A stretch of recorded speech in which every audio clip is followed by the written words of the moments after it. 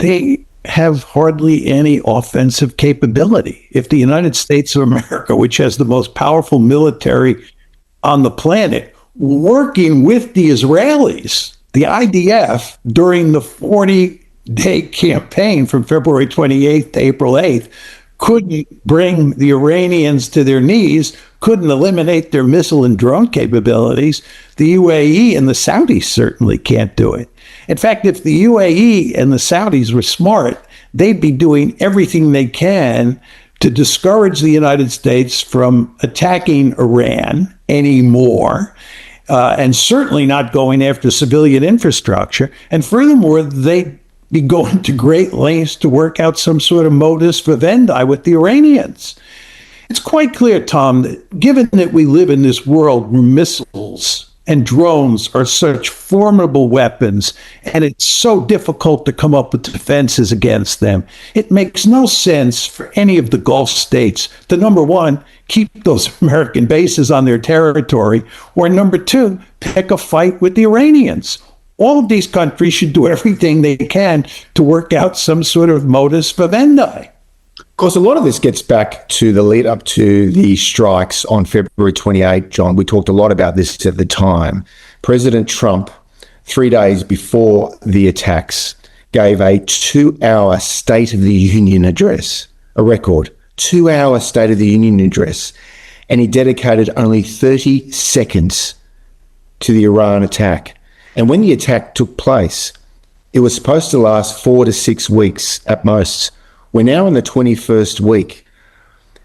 Surely this will hurt Donald Trump politically. You certainly would think that, Tom.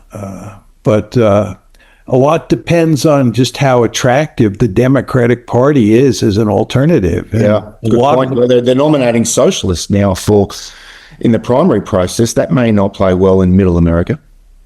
Hard to say. Just very hard to say. You know, I think a case could be made that if Bernie Sanders had not been denied the Democratic nomination in 2016, and you want to remember the Democratic hierarchy went to great lengths to make sure he did not win when he was moving in a way that looked like he was going to beat Hillary Clinton. Again, the Democratic establishment stepped in. Early 2016. Yep. Yeah, early 2016. But the point is, a lot of people believed that Sanders could beat Trump, or that he at least would have given Trump a run for his money. And I would note to you that Sanders is a self-declared socialist. Yeah, I never thought in my life that I would ever see a self-declared socialist run for president of the United States. And by the way, I voted for Bernie Sanders, although I'm not a socialist. But anyway, my point to you is, Tom, you do not want to underestimate how much dissatisfaction there is in the United States, and therefore how somebody from the progressive wing of the Democratic Party might fare in an election, in a presidential election in 2028. And of course, Donald Trump, remember, is president. He's been president twice, and not many people saw that coming. Now, given the unpopularity of the war, isn't it intriguing that there are some analysts who speculate that the air campaign that we've been seeing over the last week or so could actually be laying the groundwork for a limited US ground war? Have you been following this? Yeah, I've been following it very closely. What do you make of this? A ground war, a limited ground war? Because I think there are something like 2,000 to 3,000 US Marines from the 11th Marine Expeditionary Unit. They're now operating in the region. They've been redeployed from the Pacific. What's going on here, John? Well, I think at most, Tom, there are probably about 8,000 combat troops in the region. It's hard to figure out exactly how many. I don't think more than 8,000. There's the one Marine Expeditionary Unit that you mentioned. There was another Marine Expeditionary Unit that was there for a while. I don't know whether it's been sent back. But 2 Marine Expeditionary Units and probably about 2,000, maybe 3,000 troops from the 82nd Airborne are in the region. So you have Marines and combat infantrymen from the 82nd Airborne. You know, a lot of people say that the United States has 50,000 troops in the region, which is true. We do have about 50,000 troops, but you need trigger pullers, you need combat forces, and we only have about 8,000 of them. And the question you want to ask yourself is, what can you do with 8,000 combat troops against a huge country like Iran that has a formidable military, forbidding territory that you would have to conquer? I mean, there's just not much you could do. And Iran's a lot bigger country than Iraq, where America committed a lot more, thousands of troops, right? Yeah, absolutely. Absolutely. And by the way, when you listen to President Trump talk about the land option, he makes it very clear that American troops are not going to do the invading, right? That somebody else in the region is going to do the invading. And then you say to yourself, well, who would that be? Exactly. And it appears that what he has in mind is the Kurds in Iraq, and that the Americans are hoping that the Kurds might invade Iran. Now, I think the Kurds are smart enough to understand that this would be suicidal. And furthermore, even if it did happen, they would not succeed in toppling the regime. The point is, Tom, there is no ground forces option here. And if there was a ground forces option, we would have been moving toward it a long time ago. So I would just say to you, if he were to be foolish enough to put ground forces, American ground forces, on some Iranian island, or to launch an amphibious operation along the coast of Iran, lots of Americans would die, and we would not succeed, and President Trump would pay a price for that. Oh, politically, he definitely would. John, as you know, on this program, Switzerland, we like to air the views of the critics, which makes the discussion lively. And I heard Noah Rothman. He's a neoconservative commentator at Commentary Magazine and National Review Magazine. And he makes the point that one unintended consequence of this conflict, and he says time is actually on America's side. He says that capital is already moving away from the Strait of Hormuz. And as governments and energy companies invest in alternative export routes, Iran's ability to use the strait as a strategic choke point, that gradually diminishes. And if that happens, this is his argument, Tehran loses not only a vital source of revenue, but also one of its principal instruments of regional leverage. John, your response to the likes of Noah Rothman? Well, first of all, as I tried to make clear before, we're already moving in that direction, because you want to understand that the Saudis are shipping oil out through the Red Sea. That's right. And the UAE, this is the United Arab Emirates, they're shipping oil out through a port that they have that's on the Sea of Oman, called Fujairah. And you don't have to go through the strait if you're coming out of Fujairah. And I would estimate, Tom, that about 7 million barrels a day are coming out of those two places, Yanbu and Fujairah. And you want to remember, before the war, about 20 million barrels of oil were coming out every day out of the Gulf through the Strait of Hormuz. And 13 million have been stopped from coming out, but 7 million are still coming out. And these are through pipelines. And I think that's what you're talking about here. Now, I think it's likely that as time moves by, more and more oil will be moved out of pipelines, and less oil will be moved through the Strait of Hormuz. Now, the question you have to ask yourself is, what does that mean for the Iranians? Well, all you have to do is look at a map, and all you have to do is look at what's been happening so far in this war. And it's very clear that Iran can destroy the ports that those pipelines go to. I think if you look at Fujairah, it is remarkably close to Iran. And there's some evidence, I'm not 100% sure on this, but there's some evidence that Fujairah has already been shut down, that the Iranians have shut it down. And as I told you before, the Iranians have said this coming week, if we hit civilian infrastructure in Iran, they'll shut down Yanbu and they'll shut down Fujairah if they already haven't done that. So there are limits to what the Gulf states can do in terms of not going through the Strait of Hormuz. I think where it would hurt the most if oil is not shipped through the Strait of Hormuz has to do with the toll booth argument. If stuff's not coming through the strait, then the toll booth is not going to collect as much money. But I think there are real limits. I think there are real limits to what can be done in terms of finding other means beside the Strait of Hormuz to get oil from the Gulf states out into world markets. But Rothman's argument also is that because the regime in Tehran relies heavily on its energy revenue, and it's being limited as a result of the recent crisis, the longer that goes on, the more they will bleed, and the regime becomes even weaker than it was before February 28. And that could create, eventually, greater opportunities for political change inside Iran. I mean, it's a classic neoconservative argument. John? Well, the fact is that we murdered the Ayatollah on February 28th. And as we saw from the funeral, this has had a huge rally around the flag effect.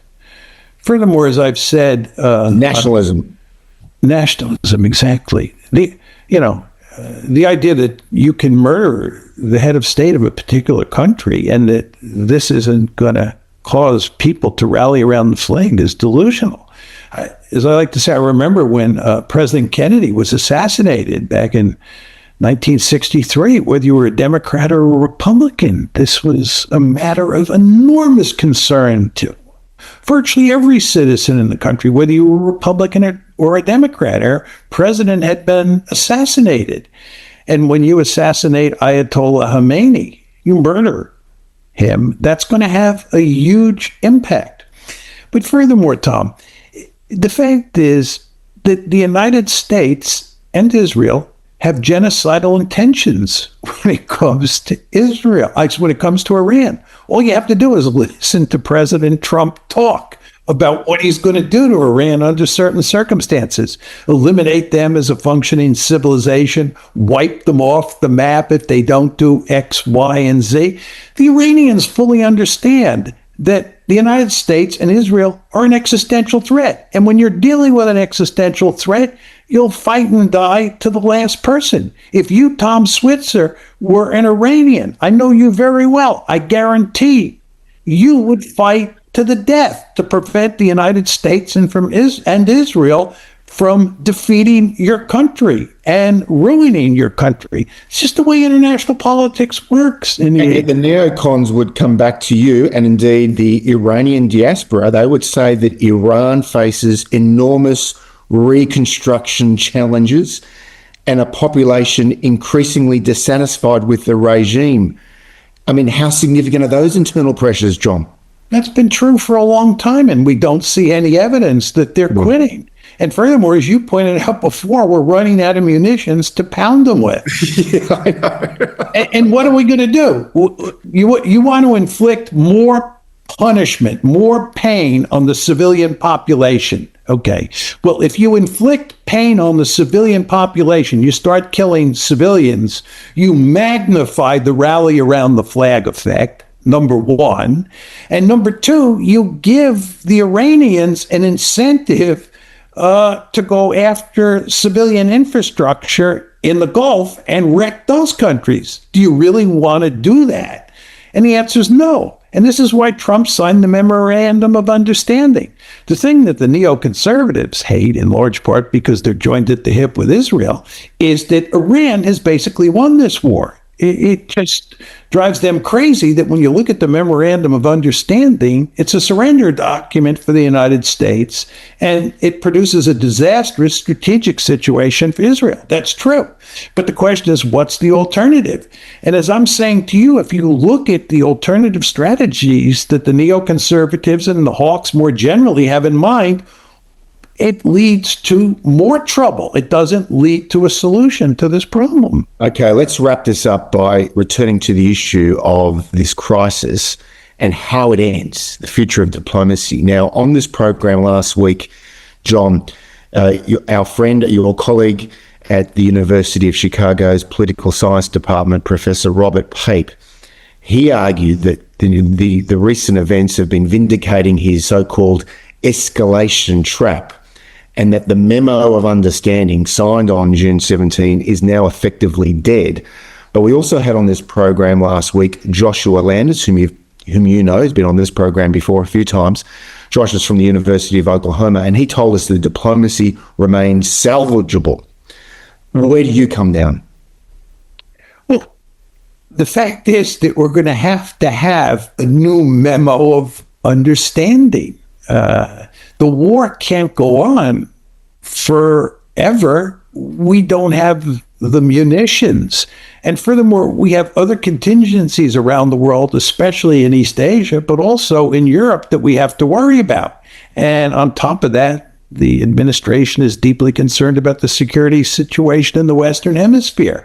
The United States has got to do something to put an end to this war. Again, this is why I said I believe that President Trump is talking about going after civilian targets this coming week. He is desperate to put an end to this war, so it can't go on forever. He thought, President Trump, that he could undo the 17 June memo of understanding. He thought that he could undo that and that he had some magic formula for getting the Iranians to dance to our tune.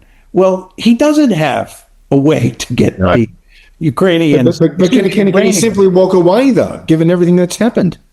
No, he can sign another memo of understanding. And that's going to be more difficult to do because the hardliners are now in control. You want to understand, the moderates were in control when the June 17th memo of understanding was signed.